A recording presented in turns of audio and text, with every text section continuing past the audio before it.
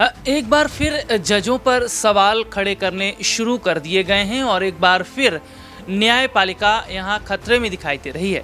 क्या न्यायपालिका की जो शक्तियाँ हैं उसको कमज़ोर करने का काम किया जा रहा है?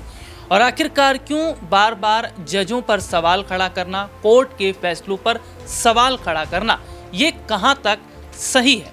सबसे बड़ी बात है कि अभी हमने देखा भी कि बीते कुछ दिनों पहले बीजेपी के कई बड़े चेहरे जिन्होंने सुप्रीम कोर्ट के जो फैसले हैं उस पर सवाल खड़े किए, जिसमें निशिकांत दुबे भी थे, किरण रिजिजू भी थे, इसमें जगदीप धनखड़ जो उपराष्ट्रपति हैं वो भी थे। उन्होंने तो ये तक कह दिया कि सुप्रीम कोर्ट को जो है वो मामलों में दखल नहीं देना चाहिए सरकार के, और उन्होंने ये तक कहा कि संविधान से बड़ा कोई नहीं है। एक बार फिर से जगदीप धनखड़ ने एक बड़ा सवाल खड़ा कर दिया है, और वो सवाल क्या है? वो सवाल ये है कि उन्होंने कहा कि जो जस्टिस यशवंत वर्मा, नाम आपने सुना भी होगा, और उनके घर से बड़ी संख्या में कैश बरामद हुए थे। मामला कोर्ट में चल रहा था, लेकिन मामला थोड़ा सा ढीला यहाँ पड़ता नज़र आया। उस पर अब जगदीप धनखड़ ये कह रहे हैं कि आखिरकार इन मामलों में इतनी ढिलाई क्यों बरती जा रही है, और जो जज हैं जस्टिस यशवंत वर्मा, उनको अभी तक गिरफ्तार क्यों नहीं किया गया। हालांकि ये जो स्टेटमेंट जगदीप धनखड़ का आया है, इस पर तमाम कई वेबसाइट्स हैं, उन्होंने अपनी अपनी अगर बात करें हेडलाइंस लिखी हैं। और अगर मैं बात करूं अमृत विचार की, तो उन्होंने लिखा है CGI BR गवई ने कैश कांड वाले जज यशवंत वर्मा के खिलाफ FIR करने की याचिका पर सुनवाई से इनकार किया। NBT की बात कर लेते हैं तो जज कैश कांड जस्टिस वर्मा के खिलाफ FIR वाली याचिका सुप्रीम कोर्ट को पुनः जो है इस पर संज्ञान लेना चाहिए। और न्यूज़ 18 ने भी लिखा है कैश कांड पर कि VP यानी कि वाइस प्रेसिडेंट धनखड़ के निशाने पर जज यशवंत वर्मा FIR में देरी पर बोले, और कौन बड़े शार्क हैं, शार्क यानी कि समझ रहे हैं आप, बड़ी मछली का। तो ये अलग अलग वेबसाइट हैं, इन्होंने इस पूरे मामले को लेकर इस तरीके की हेडलाइंस लिखी हैं।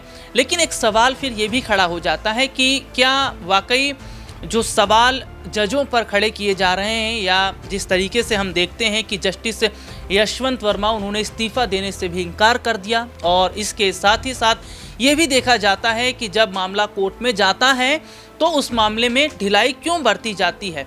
तो इन्हीं तमाम मुद्दों पर आज हमारे साथ बातचीत करने के लिए मौजूद हैं हमारे खास सहयोगी अब्बास भाई, और अब्बास भाई इस वक्त हमारे साथ जुड़े हुए हैं। अब्बास भाई, सबसे पहले तो इस प्रोग्राम में बहुत बहुत स्वागत है आपका। और अब्बास भाई, बीते काफ़ी दिनों से हम एक चीज़ को देख रहे हैं कि सुप्रीम कोर्ट को निशाने पर लिया जा रहा है, सुप्रीम कोर्ट के फैसलों पर सवाल खड़े किए जा रहे हैं।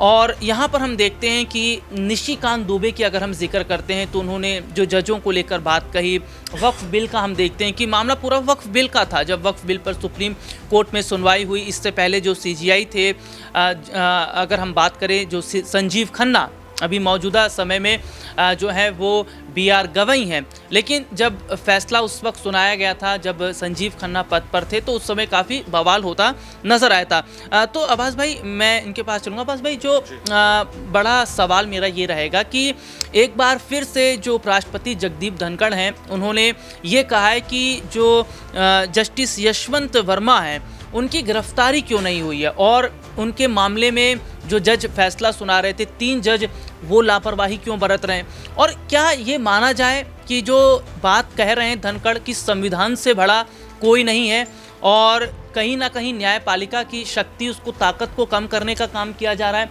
क्या देश में वाकई ये खतरे में है? देखिए राहुल जी, अगर इसकी बात करें हम के न्यायपालिका पर सवाल खड़ा करना, तो ये काफ़ी समय से देखा जा रहा है कि बिल्कुल जो केंद्र सरकार है वो न्यायपालिका पर भी अपना कंट्रोल करना चाहती है। आप देखते हैं कि उपराष्ट्रपति हों या राष्ट्रपति हों, एक संवैधानिक पद हमारे देश के अंदर होता है, लेकिन जिस तरह से पिछले कुछ दिनों में देखा जाता है तो ऐसा लगता है कि केंद्र सरकार की बोली राष्ट्रपति भी बोल रहे हैं और उपराष्ट्रपति भी बोल रहे हैं। क्योंकि अभी जो 14 सवाल यहाँ पर राष्ट्रपति ने सुप्रीम कोर्ट से किए थे, उसके पहले देखा गया एक दिन पहले ही कानून मंत्री अर्जुन राम मेघवाल और अमित शाह से मीटिंग राष्ट्रपति की होती है और अगले ही दिन वो सवाल जो है सुप्रीम कोर्ट से दाग देती हैं। ऐसा महसूस होता है कि शायद वो सवालों का एक पर्चा राष्ट्रपति को थमा करके आए थे कि ये सवाल सुप्रीम कोर्ट से पूछिए, और सुप्रीम कोर्ट ने जिस तरीके से जवाब दिया तो सुप्रीम कोर्ट ने भी ये बता दिया, चाहे पुराने जो सीजीआई थे संजीव खन्ना उनकी बात कर लीजिए या फिर आप कोई से भी फैसले को उठा करके देख लीजिए, तमाम फैसले ऐसे हैं जो केंद्र सरकार के खिलाफ आ रहे हैं। यानी सुप्रीम कोर्ट झुकने को तैयार नहीं है और जो मोदी सरकार है वो झुकाने पर तुली हुई है। तो ऐसे में बिल्कुल ये देखा जा रहा है कि हालांकि हम जस्टिस यशवंत वर्मा की बात कर लें तो यहाँ पर तो सुप्रीम कोर्ट खुद उनके खिलाफ है। आपको मैं बताऊं कि सीजीआई खन्ना जब मौजूदा सीजीआई थे तो उन्होंने 3 जजों की एक बेंच नियुक्त की थी जो जांच कर रही थी कि आखिर यशवंत वर्मा के पास में वो कैश कहाँ से आया और कैश का कोई वो मिलता है, कोई मतलब वो ब्यौरा दे पाते हैं या नहीं दे पाते हैं। तो उसमें वो विफल हो गए क्योंकि वो कह रहे थे कि ये कैश तो मेरा है ही नहीं, और इसमें उनकी बातें जो है झूठी साबित हुई। और वो जो 3 जजों की जो जज थे वो 3 हाई कोर्ट के जज नियुक्त किए गए थे, उन्होंने रिपोर्ट जो है वो सीजीआई को सौंप दी और सीजीआई संजीव खन्ना ही उस रिपोर्ट को प्रधानमंत्री और राष्ट्रपति को सौंप चुके हैं। तो अब जो कार्रवाई की बात कर रहे हैं उपराष्ट्रपति, वो कार्रवाई तो उनको प्रधानमंत्री से पूछनी चाहिए कि कार्रवाई क्यों नहीं हुई। अब तो कार्रवाई जब रिपोर्ट उन्होंने सौंप दी तो कार्रवाई उन पर कौन करेगा? बिल्कुल ये सवाल बनता है अपने आप को कि सवाल ये न्यायपालिका से है या अपनी सरकार से सवाल है। अब्बास भाई, फिर मेरा यहीं से सवाल है कि जिस तरीके से जगदीप धनखड़ ये कह रहे हैं कि जो जस्टिस यशवंत वर्मा है उनके खिलाफ एफआईआर क्यों नहीं हुई, उनको गिरफ्तार क्यों नहीं किया गया। अब मैं यहीं से फिर सवाल ये भी लेना चाहूँगा कि गिरफ्तारी की अगर बात है तो निशिकांत दुबे को कितनी बार गिरफ्तार किया गया, निशिकांत दुबे को कितनी बार संसद से सस्पेंड किया गया, और अभी तक अगर मैं बात करूँ तो निशिकांत दुबे के खिलाफ एक्शन क्यों नहीं लिया गया। जिहादी बाबा रामदेव का मैं जिक्र कर लेता हूँ, शरबत में भी वो जिहाद ढूंढते हैं, वो बात अलग है कि कोर्ट से उन्हें फटकार लगती है, उसके बाद हाथ जोड़कर माफ़ी मांगते नजर आते हैं। लेकिन यहाँ पर बाबा रामदेव को क्यों नहीं गिरफ्तार किया गया जो शरबत में जिहाद ढूंढते हैं। इसके अलावा अगर मैं यहाँ पर बात करूँ किरण रिजिजू जिन्होंने ये कहा कि सुप्रीम कोर्ट सरकार के काम में दखल ना दे, और यहाँ पर अगर मैं मौजूदा समय की बात करूँ, अगर गिरफ्तारी की बात होती है, अगर एफआईआर की बात होती है तो विजय शाह पर कितनी एफआईआर हुई है, विजय शाह पर क्या देशद्रोह का मुकदमा चलाया गया है।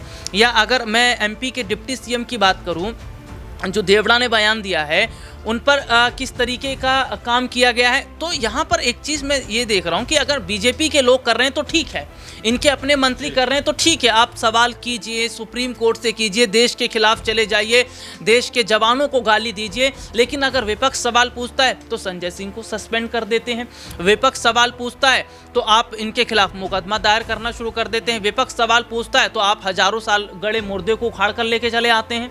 देखिए बिल्कुल सवाल तो यही है कि उपराष्ट्रपति का जो पद है वो एक संवैधानिक पद है, वो किसी पार्टी का पद नहीं होता है। और अगर पार्टी का पद होता है तो तब तो आप ये कह सकते थे कि वो जो है बीजेपी के इशारों पर काम कर रहे हैं। ये हमारे लिए शर्म की बात है कि अगर देश का उपराष्ट्रपति हो और किसी पार्टी के इशारों पर काम कर रहा हो। क्योंकि देखिए हम कोई कटाक्ष तो नहीं कर रहे हैं, लेकिन सवाल यहाँ पर जरूर बनता है जो टाइमिंग है, जिस तरह से जब भी कोई सुप्रीम कोर्ट बड़ा फैसला सुनाने जाता है, क्योंकि सीजीआई बीआर गवई से बीजेपी को उम्मीदें थी, लेकिन उन्होंने एक के बाद में एक कई झटके दे दिए। सीजीआई बनने से पहले ही उन्होंने कह दिया कि मैं किसी सरकारी पद पर नहीं बैठूंगा, पॉलिटिक्स में मुझे कोई दिलचस्पी नहीं है। और जिस तरह से पहला फैसला उन्होंने सुनाया महाराष्ट्र के पूर्व मुख्यमंत्री नारायण राणे के खिलाफ, जो 30 एकड़ जमीन थी वो वापस कर दी गई वन विभाग को, और उसके बाद में आज वक्फ पर सुनवाई होनी है। तो शायद एक बार फिर से ये कहा जा सकता है कि दबाव बनाने की कोशिशें की जा रही हैं ताकि सीजीआई हैं या सुप्रीम कोर्ट के जो जज हैं वो अपने फैसलों को पलट दें। और अगर वक्फ पर बड़ा झटका अगर यहाँ पर सुप्रीम कोर्ट केंद्र सरकार को दे देता है तो यहाँ पर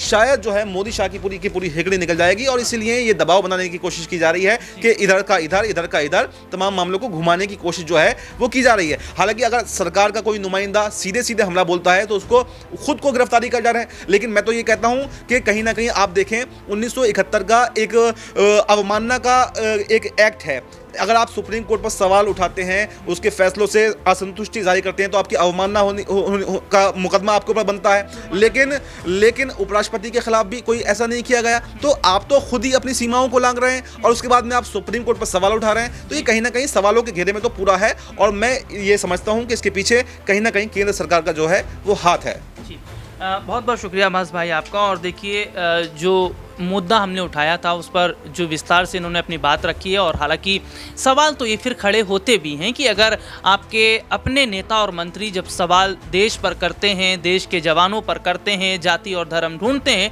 तो इनके खिलाफ FIR क्यों नहीं होती, इनके खिलाफ देशद्रोह का मुकदमा क्यों नहीं होता। और आखिरकार इस मुद्दे पर आपकी क्या राय है वो आप कमेंट करके ज़रूर बताएं। फिलहाल आज के इस प्रोग्राम में इतना ही। देश और दुनिया से जुड़ी तमाम बड़ी खबरों को देखने के लिए जुड़े रहिए हमारे साथ।